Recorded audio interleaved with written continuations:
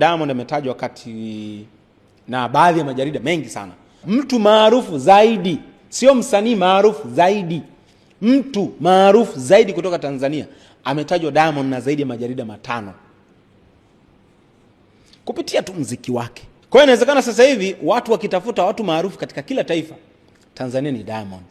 Nigeria wanamtaja Wizkid, wanamtaja Davido, wanamtaja Burna Boy, wanapishanisha. Huyu jarida hili litamtaja Davido, jarida hili litamtaja Burna Boy, hili litamtaja Wizkid. Tanzania ni mtu mmoja tu. Hiyo ndio story ilipo. Kwa nini sio jambo jipya? Kwangu mimi sio kitu kipya. Diamond kutajwa kama mtu maarufu tashangani. Lakini story ingebadilika kama angetajwa mtu mwingine zaidi ya Diamond. Hapo ndio kusema Diamond.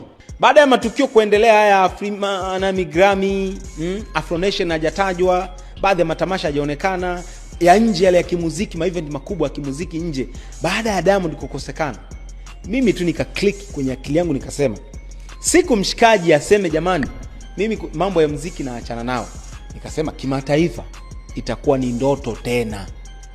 Kwa sababu gani nasema hivi? Najaribu kuangalia movement za wasanii wetu wa Tanzania. Jux amefanya vizuri nje Nigeria, sio wapi, watu wanasema ni kwa sababu ya Diamond. Angalia hiyo. Ndio maana nakwambia ukikaa na uwaridi na watu wananukia uwaridi. So Jux kakaa karibu na uwaridi, kanukia uwaridi. Nao Jux watu wanamwamini kwa sababu anaonekana yuko karibu na nani? Na Diamond. Kwa mfano mimi nitamtaja Rayvanny. Ni miongoni mwa wasanii ambao kiukweli nje at least wanazungumzika. Lakini Rayvanny, uongo mbaya.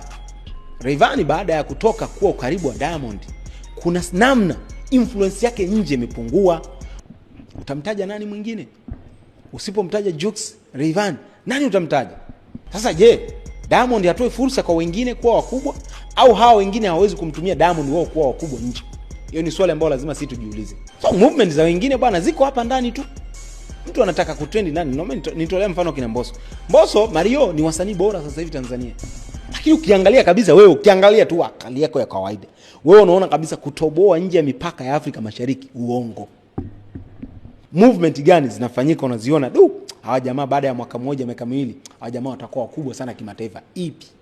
Mfano Afro Nation sasa anaenda BN na Baraka Joshua.